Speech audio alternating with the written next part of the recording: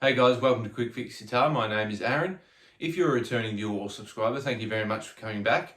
Thank you for watching the videos, liking, sharing, commenting, all that good stuff. The support is greatly appreciated. However, if you're new here, let me tell you all about what I do here at Quickfix Guitar. So here on the channel, I upload 3 guitar lessons per week on songs from a variety of genres, but with the main focus around hard rock, rock, punk and metal. Then the following day I release a cover of the song so you can see all the parts played in their entirety. And I also do review the odd piece of gear from time to time. Guitars, pedals, amps, you name it. I love chatting about it.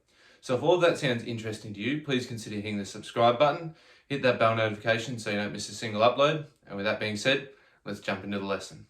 Alright, lesson time, Mississippi Queen by Mountain. Classic blues rock track, this one.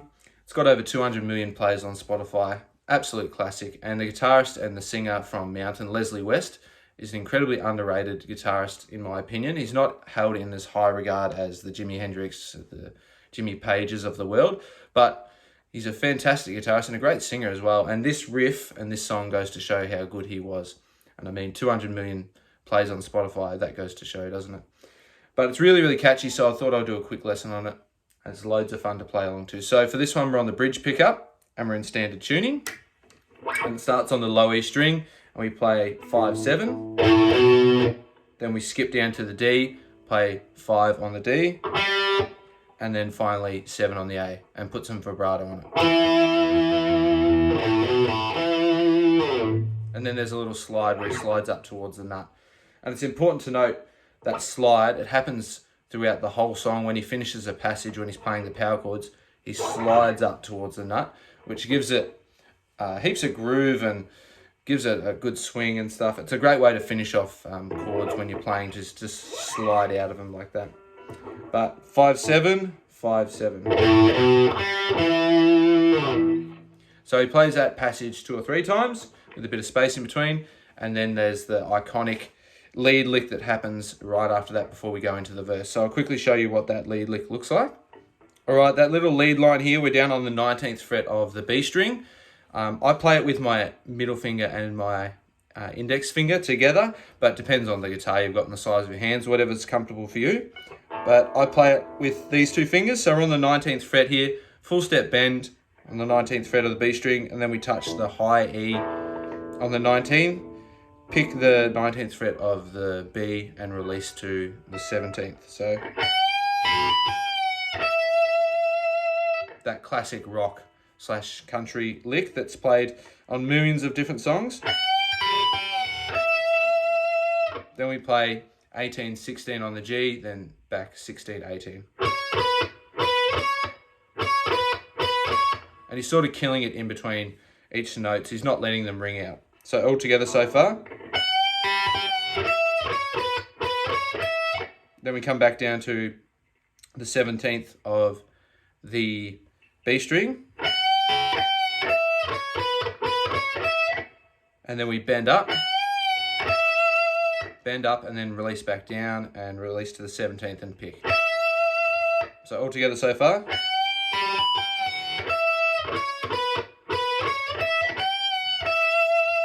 Then we play 16, 18 on the G, and then back to the 17th on the B, bend up again,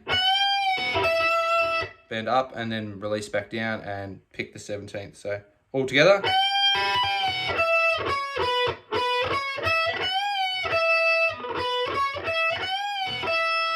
Then we play that opening passage that we learnt one more time. So bend up, touch the high E, release back down and pick the 17th. But this time we reach up to the 18th of the G, then we play the 17th of the B, then up to the 20th of the B, play that and pull off to the 17th. And you can pick it one more time after that pull off. And give it some vibrato and then slide back down to the nut. So I'll play that passage, the whole thing really slowly so you can see it all in one go. And then we'll be into the verse and the chorus. So here we go.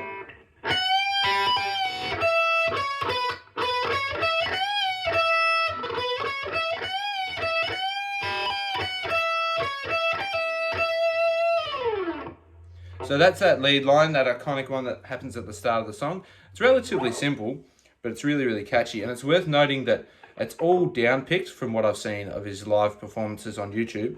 And it's really, really choppy. He's sort of killing the notes in between. He's not letting them ring out. And that's how it gets that really cool groove that Leslie West is known for doing with a lot of his songs. But then we are into the verse riff / the chorus riff. So the verse / chorus riff, which drives its way throughout the remainder of the song, is really, really simple. It's based off some power chords and a few little tiny lead lines in between. So I'll show you the different patterns and then you'll be able to play along to it. So after that lead line, it comes out. While it's playing that lead line, it's doing a D slide to an E. So that's D power chord, 5th fret on the A string, and then 7th fret on the D and the G with your ring and your pinky finger.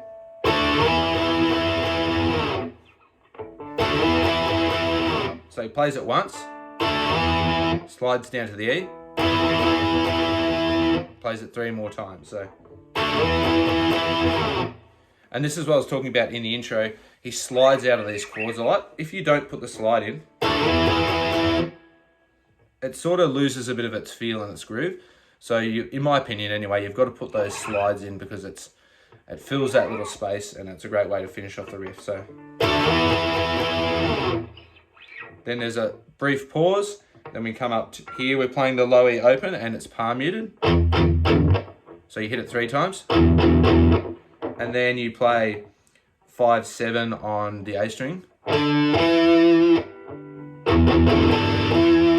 Now, if you want to get the low E open in there and leave it a little bit sloppy, which is what I like to do, it gives it a slightly different feel, or you can play it clean and not play the low E in there. So, but I like to leave the low E in there. And then you play the D to the E again. Slide out of the chord. Then we play this classic rock thing. Now that I mention it, all these classic rock things were probably invented by these guys, Tony Iommi and Leslie West, because you see this particular move that I'm about to do in hundreds and hundreds of rock songs. So it's the low E at the 3rd fret, the G note, you bend a half step, you play it open, then bend it to open and release. Then reach down to the 2nd fret of the D string and playing that E note there. And you give it a bit of vibrato. And again, if you have that low E ringing out, it gives it that kind of dissonant feeling. But it's up to you. You can either play it ringing out or not. So far.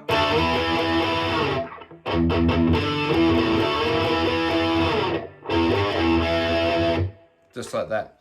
It plays that passage through twice, so the D to the E, and then the 2 lead licks, it plays that twice, and then it goes from a G to an A. So up on the low E string, 3rd fret, playing a power chord. Exact same pattern, once on the G, 3 on the A.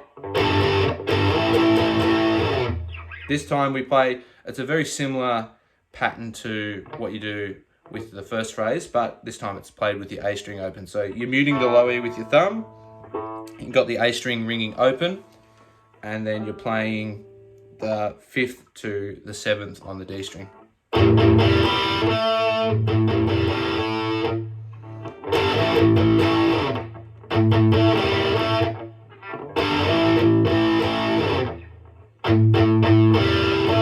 Again, you can have that A string ringing throughout, or you can just play it clean without the A string. Either one works fine. Then you play that G to A again. And then again, we do a similar move to the first phrase, but this time it's on the A string and then down to the G string. So A string open, bend a half step on that C note, and then to open. And then 2nd fret on the G. And then we go back to the D to E and we play that one more time.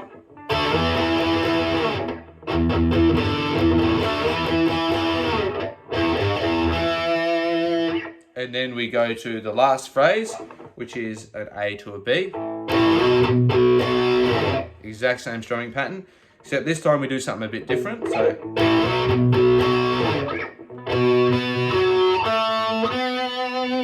So you're just picking your way through the chord. So you just fret the chord, the power chord, the B there. You play the low E, then you play the D,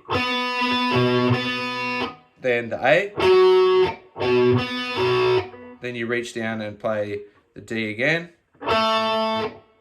and then you reach up to the 7th fret, sorry, the 9th fret of the A. My apologies, the 9th fret of the D. So all together.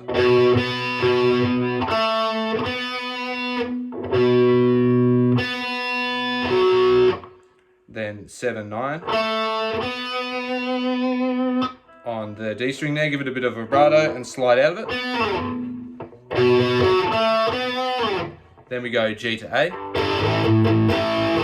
Slide again. And then we play this A string open and on the 5th fret of the D string. Sorry, on the 7th fret. And then you give it a little half step bend. And again, you can have that A string ringing throughout and it gives it that dissonant feeling. So, and then finally an E power chord. And then he kills it. So that little passage there.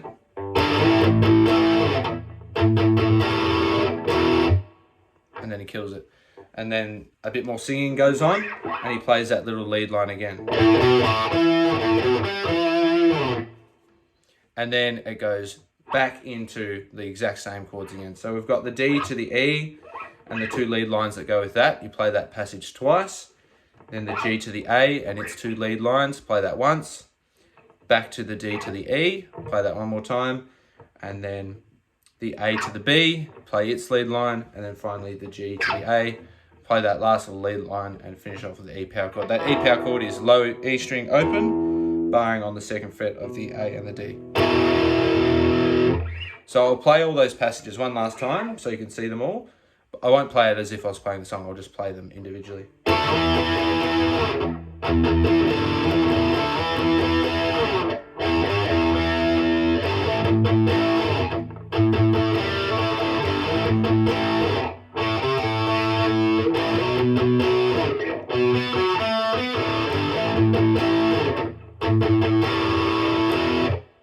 So that is the chorus and the verse together, and that just drives its way throughout the whole song.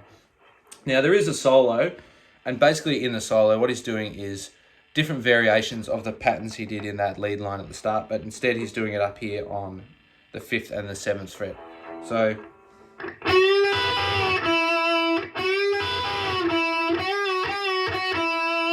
he's just basically messing around doing those different lead lines there. So you can experiment there during the solo, play around with the different shapes that we learnt for that lead line here, right there on the 5th and the 7th fret. But that's all the parts that you need. We've got the intro riff that plays at the intro, and also it's the outro riff. It finishes the same way it starts the song. We've got that little iconic lead line at the start, and we've got the verse and the chorus riff, which are really, really cool. But it's important to note, while the things you're playing are relatively easy, we've got to slide out of those chords to give it that groove and give it that feel. Lots of fun to play along to, that one. As I mentioned, Leslie West, incredibly underrated guitarist in my opinion. So hopefully you enjoyed that lesson. And there you have it, guys. That's how you play Mississippi Queen by Mountain. Leslie West is a seriously underrated guitarist. He should be up there with the Jimmy Pages and the Jimi Hendrix of the world, in my opinion.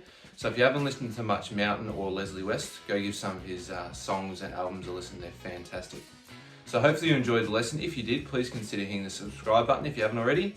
Hit that bell notification so you don't miss a single upload. As I mentioned, upload 3 guitar lessons per week.